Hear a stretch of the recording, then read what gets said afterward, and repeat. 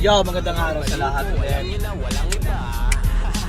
May lagi kino-comment nyo, paano nga ba pag hindi na parang tipong ilang buwan ka na pupukpok sa diskarte mo pero parang walang nangyayari.